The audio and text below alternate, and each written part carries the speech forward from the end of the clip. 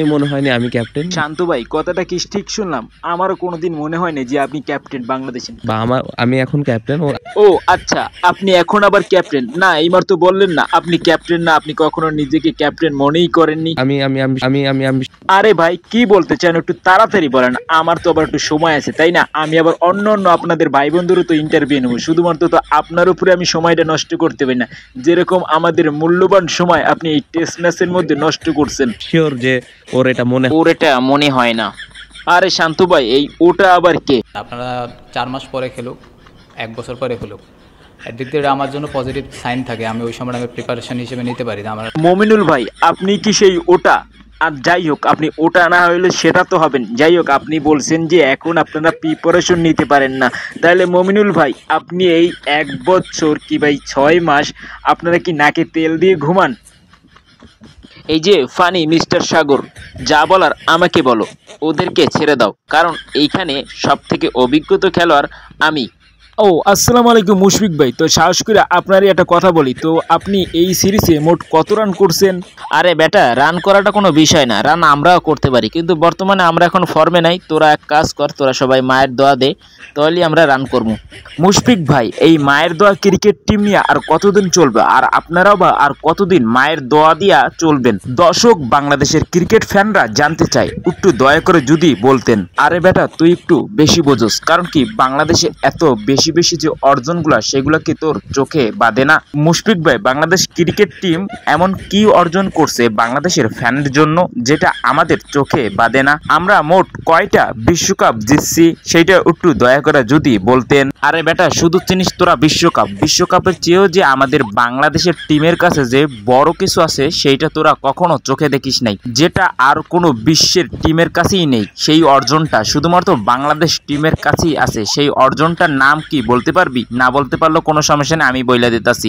সেই অর্জনটার নাম হলো পঞ্চপাণ্ডব। এই 5 জন পঞ্চপাণ্ডব কোনো ক্রিকেটের কাছে আছে? তুই একটু নিজে দেখ।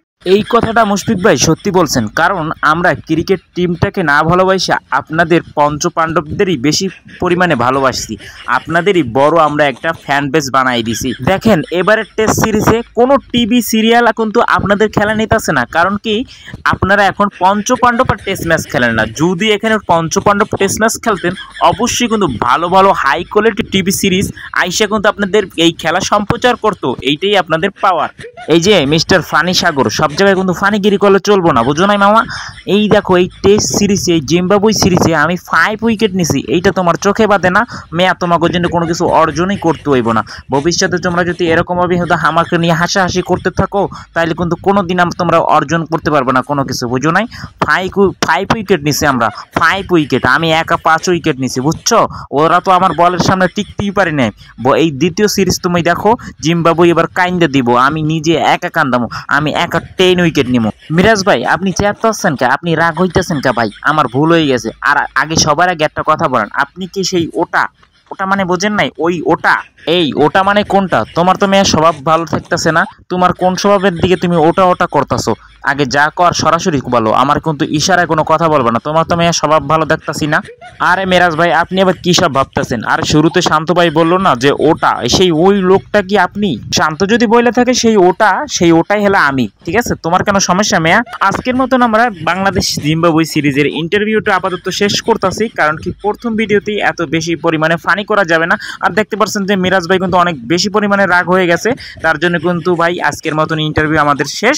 দেখা হবে মিরাজ ভাই দ্বিতীয় সিরিজে, ততক্ষণ পর্যন্ত লাইক এন্ড সাবস্ক্রাইব যদি না করে থাকেন, অবশ্যই মিরাজ ভাই লাইক এন্ড সাবস্ক্রাইবটা করে দিয়েন। কি কইলা ভাই তুমি? তোমার তো সাহস অনেক বেশি, তুমি লাইক এন্ড সাবস্ক্রাইব চাইতেছো আমার কাছে? তুমি আমার দাদা ইন্টারভিউ নিয়ে আমার কাছে লাইক এন্ড সাবস্ক্রাইব চাইতেছো?